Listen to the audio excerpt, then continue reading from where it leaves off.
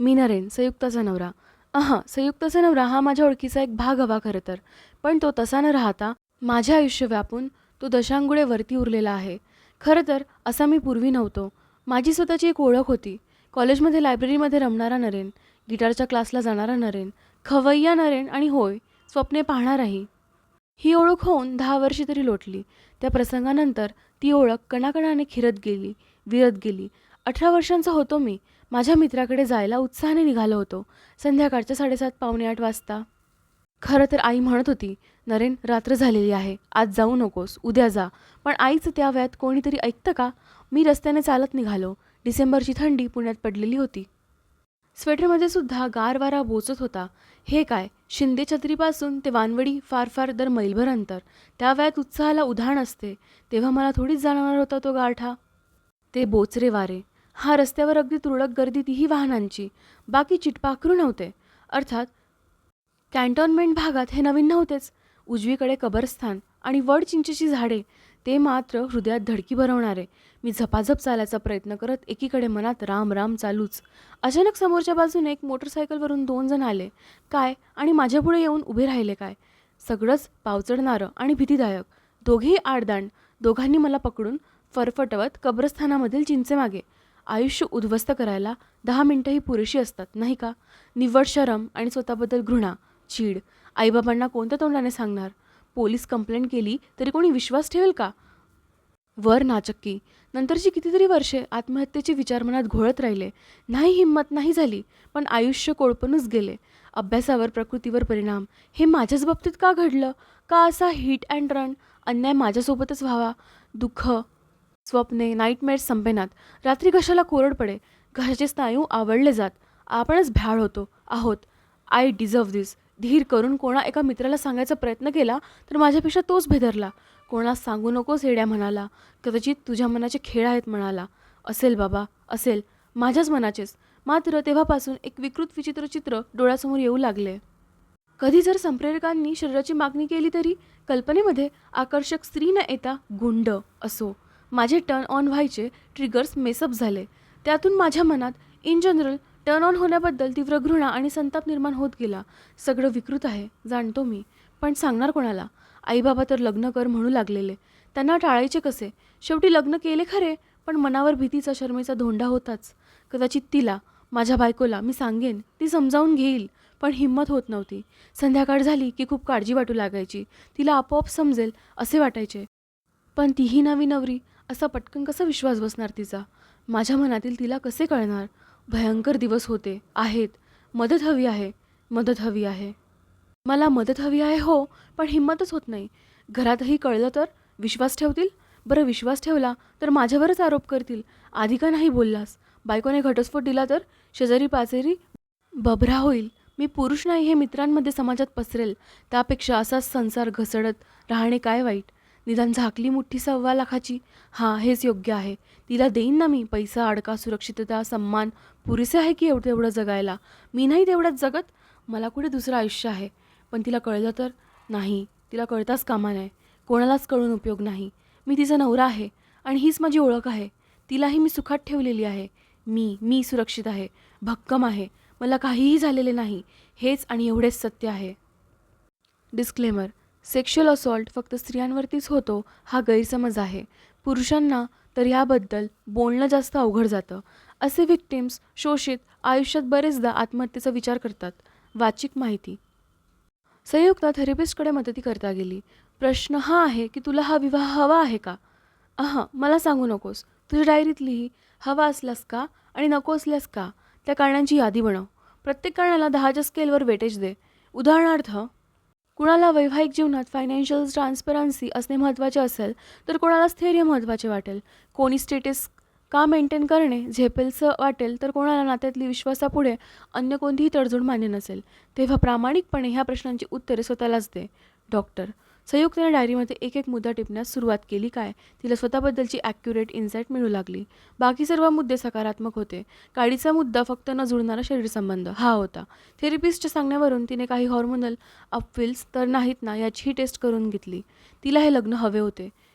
This decision made all the difference. विश्वास हा सहजीवनाचा पाया असेल तर संवाद ही त्याची पहिली पायरी असते. जसे कोंबडी आधी की अंडे आधी हा सनातन प्रश्न आहे, तसा सहजीवनात संवाद आधी येतो आणि नंतर विश्वास, की व्हाईस वर्सा हे ठरवणे अवघड आहे. पण एक लक्षात घे, पहिले ऑफेन्स तुझ्याकडून घडला आहे म्हणून कन्फेशनची जबाबदारी तुझी जास्त. थेरपिस्ट: पण डॉक्टर, माझ्या अफेअरबद्दल कसं सांगू मी नरेनला? तू उद्ध्वस्त झाला तर? त्याने हात उगारला तर? नरेनला तू अधिक ओळखतेस. 3 वर्षांपासून तू त्याच्याबरोबर आहे. तेव्हा तुला असे वाटते का की तो हात उगारू शकेल? नाही, पण तुला जर आमने-सामने शक्य नसेल तर त्याला घरातल्या घरात पत्र तर लिहून देता येईल. कन्फेशनची भीती प्रत्येकालाच वाटते. कन्फेशनची धार कमी करण्यासाठी ही कल्पना संयुक्ताला आवडून गेली.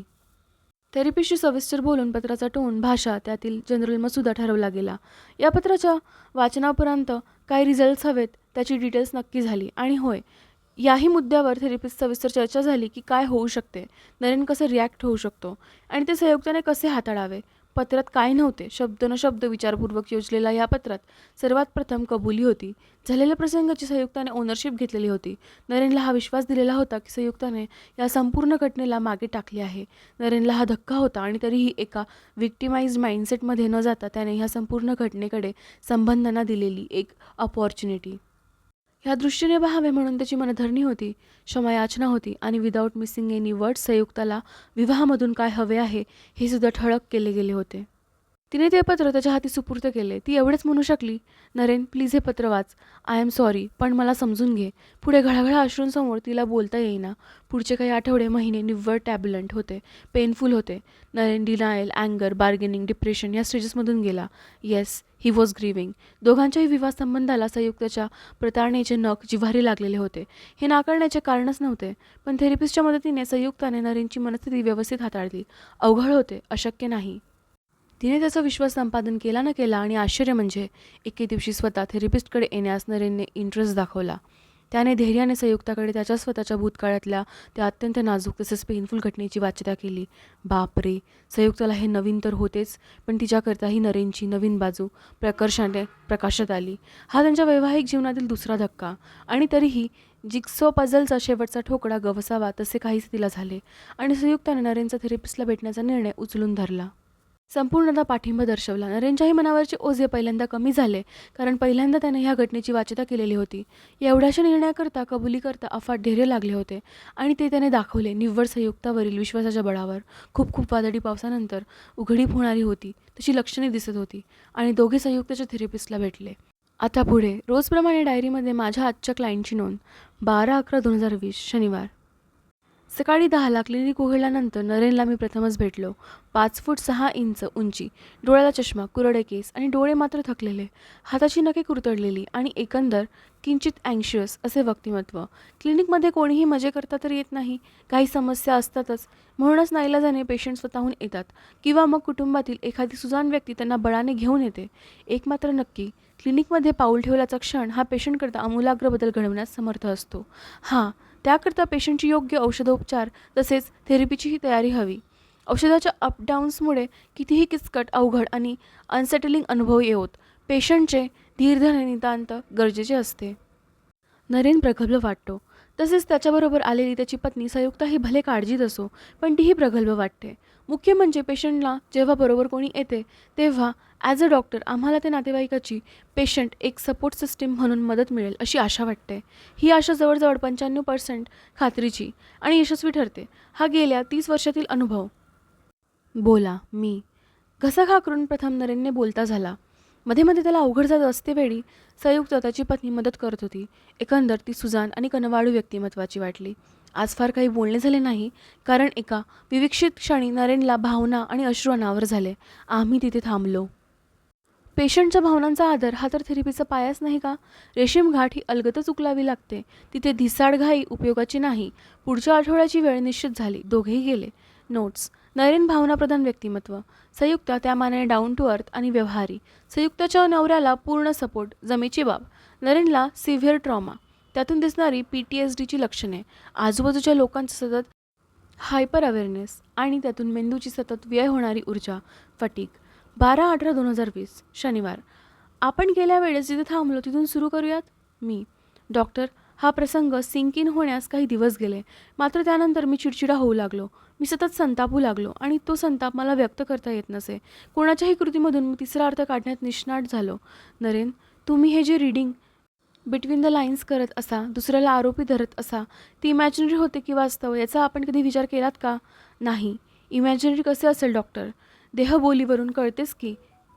मला तू म्हणा डॉक्टर, प्लीज. नरेन. नरेन नाही. समोरच्याने ठोस कारण दिलेले नसताना आपण त्याच्यावरती आपले स्वतःचे विचार प्रोजेक्ट करत असतो. रीडिंग बिटवीन द लाईन्स हे 99% इमॅजिनरी असते. मी अमक्याला 300 व्होल्टर स्माईल दिली. त्याने मात्र फक्त 50 व्होल्ट्स परत केले. याचा अर्थ तो माझ्यावर जळतो असे नसते. त्यावेळी तो कदाचित अन्य विचारात गुंग असू शकतो किंवा मग त्याचा हस्तमुख स्वभाव नसू शकतो. आपण स्वतःला केंद्रित ठेवून जग पाहतो. आपल्याला सर्वांनाच वाटते की जग आपल्या भोवती फिरते. हे नैसर्गिकच आहे. जसजसे स्वभाव वाढत जाते आपण साक्षीभावाने एकंदर परिस्थिती पाहू लागू. आणि आपल्या थेरपीचा एक पैलू हाच असणार आहे, साक्षीभाव. यावरती नरेन आणि संयुक्त दोघेही विचारात पडले. Notes. Naren did not reject my suggestion. तो नव्या लर्निंग अनलर्निंग प्रोसेस करता स्वागतशील आहे. जमेची बाजू. 12/25/2020. आज आपण काही औषधे सुरू करणार आहोत आणि या औषधांची वेळ व सातत्य काटेकोरपणे पाळायचं. आज 5 वाजता उद्या 8 वाजता घेतली डझंट वर्क. त्याच वेळी घेणे फार महत्त्वाचे. वेळ पाळायचीच. पण डॉक्टर, मला औषधांची गरजच काय? थेरपी पुरेशी आहे. शिवाय आमच्या घरात सगळे धडधाकट तर आहेतच, पण औषधे कोणी घेत नाही बरं का. नरेन, बहुसंख्य लोक हे औषधे न घेण्यात धन्यता मानतात. त्यांना औषधे म्हणजे कुबड्या वाटतात. पण क्वालिटी ऑफ लाईफ महत्त्वाची आहे की औषधशून्य जीवन हे आपण ठरवायचे. मी तुम्हाला बळजबरी करणार नाही. निर्णय तुमचा आहे. मी फक्त वाट दाखवणार. मी काही औषधांचे परिणाम आणि फायदे नरेन संयुक्ताला सविस्तर वर्णन केले. नरेन, आपल्याला हर्ष, आनंद आदी भावनांना कारणीभूत अशी 4 रसायने आहेत. एंडोफिन्स, डोपेमाइन, ऑक्सिटोसिन आणि सेरोटोनिन. प्रत्येकाचे ठरलेले कार्यक्षेत्र आहे. एंडोफिन्समुळे वेदना जाणवत नाहीत. जरा तुमच्यावरती एखाद्या प्राणघातक पशूने हल्ला केला तर एंडोफिन्स तयार होतात. ज्यायोगे जोवर तुम्ही सुरक्षित स्थळी पोहोचत नाहीत तोवर तुम्हाला वेदना जाणवत नाहीत. उदाहरणार्थ, मला संधिवात आहे. मी 22व्या मजल्यावर राहते. आग लागते आणि मी धावत धावत 22 मजले उतरते. अशा वेळी मला गुडघ्यात वेदना जाणवत नाहीत. याचे कारण असते रिलीज झालेले एंडोफिन्स. मग कोणी म्हणेल की एंडोफिन्स सतत रिलीज होता राहिले तर उत्तमच की. तर तसे नाही, कारण त्यामुळे काय होईल, तुम्हाला कधी वेदना जाणवणार नाहीत. वेदनांमुळे आपण धोक्यांपासून बचावात्मक उपाय शोधतो. आपल्या अस्तित्वात टिकवण्यामागे सर्व्हायवल वेदनांचा सहभाग असतो. एंडोफिन्स हे आत्यंतिक सुखद भावना अथवा भीतीही निर्माण करण्यास कारणीभूत असतात. जणू काही आपल्या मानवी गरजा लक्षात घेऊन धोके टाळण्याकरता नियुक्त केलेल्या देखरेखा म्हणजे एंडोफिन्स. तेव्हा एंडोफिन्स हे सतत निर्माण होत राहीत हे उत्तमच आहेत. नरेन, आता डोपामाइन पाहूयात. डोपामाइन केव्हा रिलीज होतात तर तुम्हाला एखादे बक्षीस, काहीतरी आवडणारे मिळण्याचा तुम्ही अगदी जवळ येऊ पोहोचला आहात. तुम्ही समजा रसाळ फळ तोडण्याच्या मिशाने एखाद्या झाडावरती चढता आहात, तर हे जे शेवटच्या 2-4 फांद्या तुम्ही सहजगतीने ओलांडून जाता ते डोपामाइनच्या जोरावर. जर तुमचे डोपामाइन सदा सर्व काळ निर्माण होतच राहिले असते तर तुम्ही प्रत्येक गोष्टीमध्ये आपली ऊर्जा ओतत राहिला असता आणि महत्त्वाच्या गोष्टींकरता तुमची ऊर्जा वाचलीच नसती. तेव्हा डोपामाइन सतत निर्माण होत नाही हे बरेच आहे. डोपामाइन हे मुख्यतः एकाग्रता, फोकस यावरती काम करते. म्हणजे आपल्याला काही साध्य करायचे आहे त्याकरता जी एकाग्रता लागते त्याचे कर्तृत्व आहे डोपामाइनकडे. गाजराचे आमिष म्हणजे डोपामाइनचे कर्तृत्व. सतत गाजर दिसत राहिले तर बैल, घोडा कसे पळत राहतील, तसे हे रसायन आपली ऊर्जा एकाग्र करते. कोणतीही गोष्ट प्राप्त होणे ह्यापेक्षा त्या गोष्टीच्या प्राप्तीचा ध्यास, तळमळ, अँटिसिपेशन म्हणजे डोपामाइनचे कर्तृत्व. ऑक्सिटोसिन हे विश्वास निर्माण करणारेच रसायन आहे. ते जर सातत्याने निर्माण होत राहिले नसते तर तुम्ही वाटेल त्या परक्या लोकांवर, वाईट झाल्या वृत्तीच्या लोकांवरही विश्वास टाकला असतात. मसाज, ऑर्गेझम, प्रसूती ह्या काही ऑक्सिटोसिन निर्माण करणाऱ्या क्रिया आहेत. जेव्हा गाय वासराला चाटते किंवा आई मुलास जवळ हृदयाशी धरते तेव्हा ऑक्सिटोसिन निर्माण होते. मानव आई जेव्हा मुलं अन्य कोणाकडे सोपवते किंवा प्राण्यांतही जेव्हा पिल्लू कळपात सोडले जाते तेव्हा जे सामाजिक बंध निर्माण होतात त्यातही ऑक्सिटोसिन निर्मिती होत असते. वर सांगितल्याप्रमाणे ऑक्सिटोसिन सतत निर्माण होणे हे सर्व्हायवलच्या दृष्ट्या अनुकूल नाहीच. नरेन, आता वळूयात सेरोटोनिनकडे. सेरोटोनिन हे रसायन जेव्हा तुम्ही अधिकार गाजवता तेव्हा रिलीज होते. मेंदूपेक्षा माणसांच्या पोटात सेरोटोनिन अधिक असते, कारण आपले पूर्वज हे तेव्हा शांतपणे खाऊ शकायचे. पोटभर खाऊ शकायचे जेव्हा त्यांना त्यांच्या सुरक्षिततेबद्दल हमी असायची, विश्वास असायचा. ही हमी केव्हा वाटते? जेव्हा तुम्ही अधिक बलवान असता. जसे बलवान पूर्वज अन्न चोरण्यास येणाऱ्या अन्य प्राण्यांना पळवून लावत. सतत जर सेरोटोनिन रिलीज होत राहिलं तर तुम्ही सर्वांकरता एक डोकेदुखी होऊन बसाल. बरे होण्याकरता फक्त थेरपीच नव्हे तर औषधोपचारही जोड द्यावी लागते. मेंदू आपले काम न्यूरॉन्स नावाच्या ट्रान्समीटर्सद्वारा करतो. कोणतीही संवेदना अनुभवण्यासाठी हे न्यूरॉन्स विशिष्ट रिसेप्टर्सकडे जाणे आवश्यक असते. न्यूरॉन्स इज इक्वल टू किल्ली आणि रिसेप्टर्स. कुलूप असे धरल्यास ह्या एकमेव अशा किल्ल्या असतात असे म्हणता येईल. म्हणजे त्या किल्लीचे फक्त आणि फक्त ते कुलूपच उघडणार. मग सायकोॲक्टिव्ह औषधे काय करतात तर ह्या किल्ल्या कॉपी करतात. अनहवी ती दारे कुलुपे उघडतात अथवा बंद करतात. हळूहळू हिप्नोथेरपी तसेच कॉग्नेटिव्ह बिहेवियर थेरपी सुरू करण्यास मानस आहेत. नरेनचे शरीर औषधांना कसा रिस्पॉन्स देते हे पाहून पुढे निर्णय घेता येईल. नोट्स. हे सारं संयुक्ताला चटकन पटले आणि तिनेच नरेनशी सल्ला मसलत करून आपण नरेनने औषधे घेण्यास सुरुवात केलेली आहे. जमेची मोठी बाजू. 11/10/2021. नोट्स. नरेनला औषधे मानवत आहेत. त्याला पहिल्यापेक्षा खूप खूप स्वभान आलेले आहे. आपल्याला कधी कधी डिप्रेसिव्ह वाटते, कधी अँझायटी होते. तो ट्रिगर्स त्याला कळू लागलेले आहेत. CBT आजपासून सुरू करण्यास हरकत नाही. नरेनचे आणि संयुक्ताचे पती-पत्नी संबंध पहिल्यापेक्षा खूप खूप सुधारलेले आढळतात. दोघांचे नाते फुलते आहे. जमेची बाजू. नरेन 100% बरा होत आहे. होणार आहे एक यशस्वी केस.